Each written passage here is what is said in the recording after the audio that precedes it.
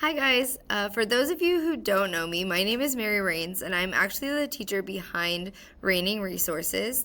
And I am here to talk to you guys today about bell ringers or the beginning of class routine that you could have with your class.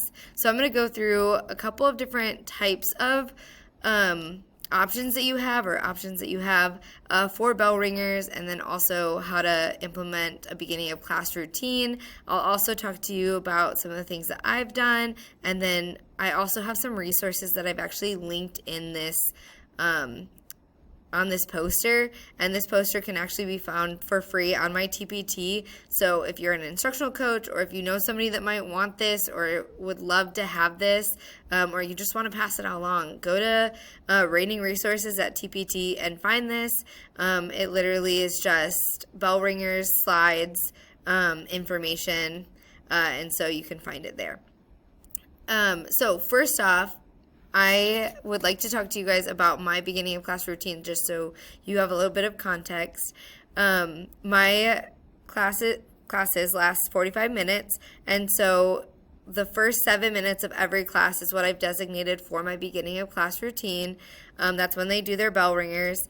The reason I chose 7 was because it seemed like 5 was almost too short for some things, like they couldn't finish anything in 5 minutes, and then 10 minutes is a long time or a huge chunk of time to take out of 45 minutes if you only have them for 45 minutes. So you can make it however long you would like it, but make sure that it's consistent as far as how much time you're going to give them each day for the beginning of class routine.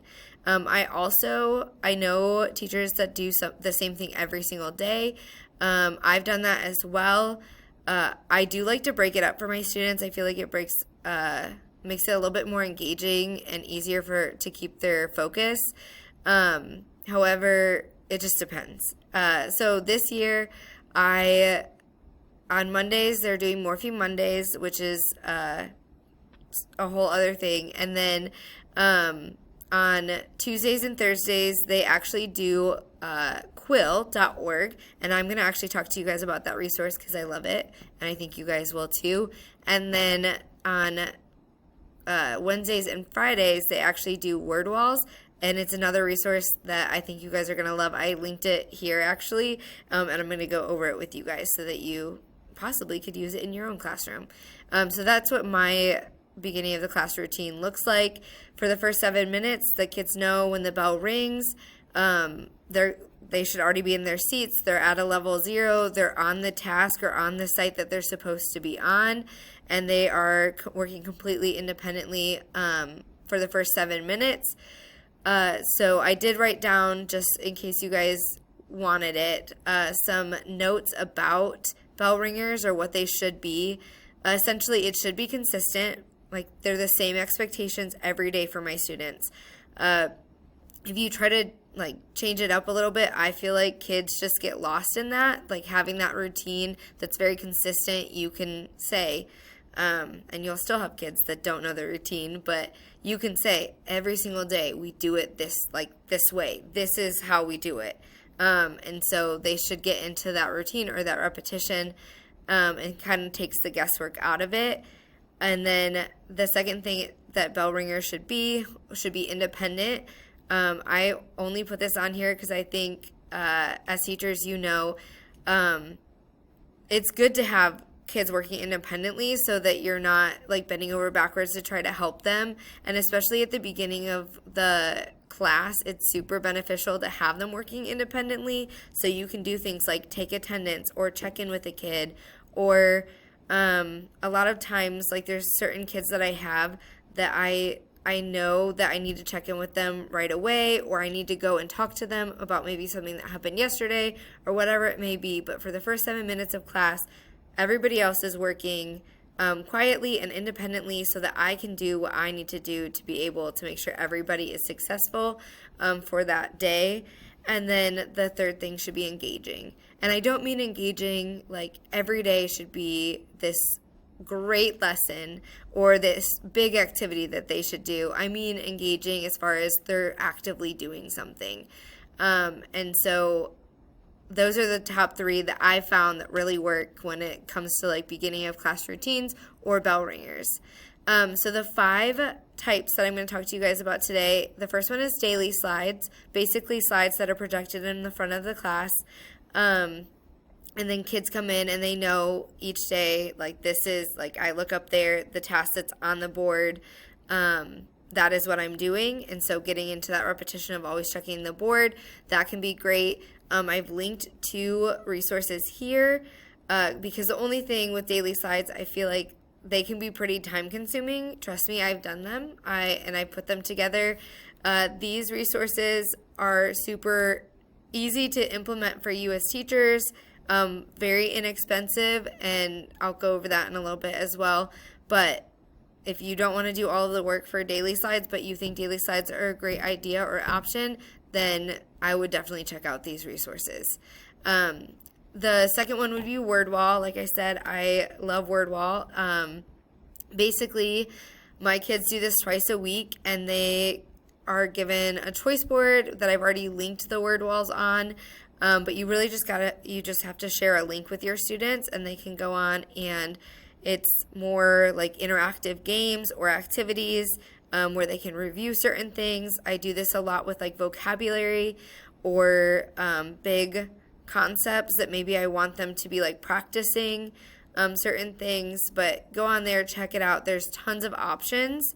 Kids also have the option, once they've been given a link, to kind of change it up as well. So you can come up with the, let's say, vocabulary list, or like these are the vocab words. You send a link to students with those words, and then they can choose like which activity they want to do with it or which game. And that's kind of fun and gives kids choice, and I feel like they really like that option. The third one is to read. This is a classic. I had to include this. I love anytime I can give my kids to read, and I've actually in years past, like this has been something that we've done like Monday, Wednesday, Friday, first 7 minutes or first 5 minutes of class, we were reading our library books. And so it's an oldie, but it's a goodie. So you could definitely use that, and hopefully they do have library books. If not, I also linked some resources that they could go onto, and they could actually read off of those sites. And then the fourth one is writing or journaling. So if you have your kids just get a journal at the beginning of the year, then essentially like each day or whenever you want them to, they can have that journal and be writing on whatever prompt you've given them. This also can be a little time consuming. And so the resource I linked there actually is super inexpensive, but it gives you 50 writing prompts where you just project them up in front of your class, and it's super easy for you guys to basically project, and you don't have to do any prep work whatsoever. So if that sounds like something you want to do where you have your kids writing or journaling, then I would definitely check out that resource. And then the last one is Quill. And I love Quill because it helps my students with writing, and it also has a lot of different options and a lot of different things that are pretty cool as teachers to have or see. So Quill really breaks it down for students and gives them lessons on things that they need to work on as far as writing goes or grammar. And what is unique for this specific website, I feel like, is that it really breaks down the data for teachers. It also gives you like pre-done diagnostics, and you can assign those to your kids, and then based on how they did on that diagnostic, it actually will give you student recommendations, in which you just like literally go into and you click like to send them what it is telling you to send them, and then they have their pathway. So there's very little work on your end, which is really, as teachers, you guys know, is anytime you can find a resource that makes it really easy for teachers, like utilize that resource. And so that's why I really like Quill, and I get a lot of good data on my students. And then I also see that it is really helping them with their writing, because it doesn't just give them like multiple choice questions. It actually has them like correct sentences where they're typing it out, and then if they get it wrong,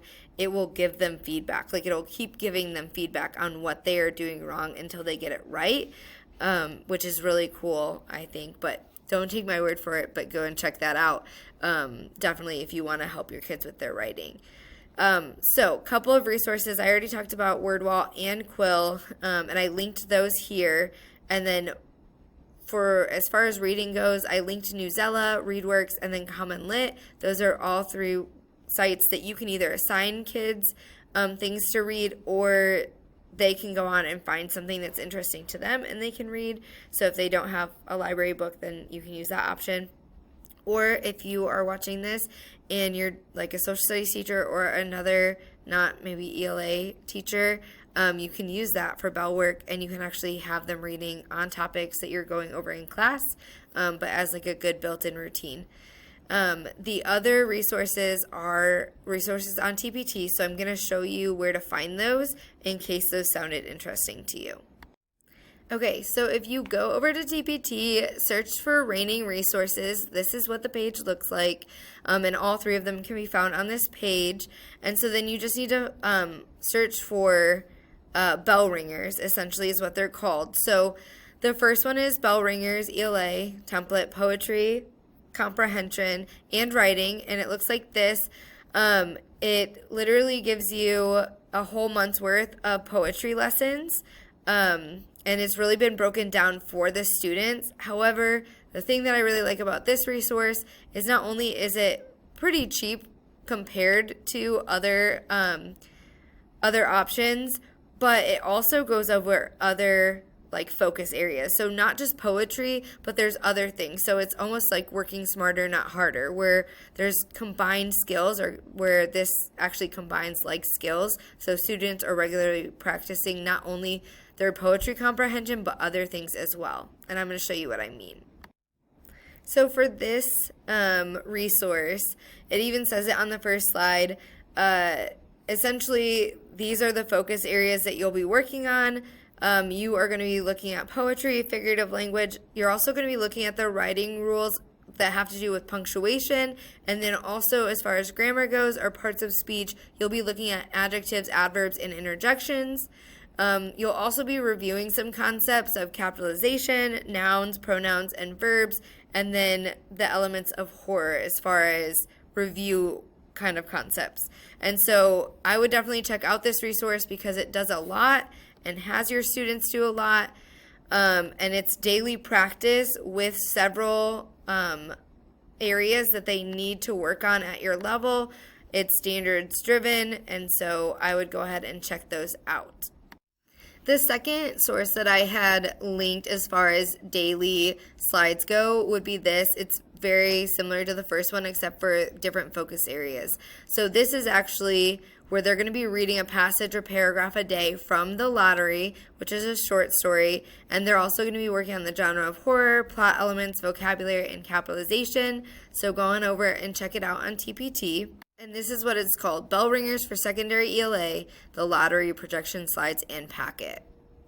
Actually, both the poetry slides and the lottery slides have a packet that go along with it, so you can have students filling it out and they have like a space to answer all of the questions or to like annotate the text. It's all in their packet, and so they're included within this resource on TPT. So those two resources are linked here, and then the last resource is underneath writing and journaling, and that is also on TPT. If you just go to Raining Resources, look for Bell Ringers ELA template, writing prompts with some sentence starters, depending on what the writing prompt actually was. You don't want to stifle their creativity, so it just depends on what it was. But essentially, you would get slides that each day it gives them like a new prompt, and it also outlines the expectations that you have for them. I hope that if nothing else, you at least got some idea or a resource that you think that you could utilize in your classroom and that this video helped. For more videos like this, or for more good resources, or just some helpful hints for you guys or tips for teachers, follow me or Raining Resources at or on Facebook, TikTok, TPT, and then also on YouTube. So follow all of those channels or accounts because I'm posting things daily as far as things that could actually help you and you could use in your classroom.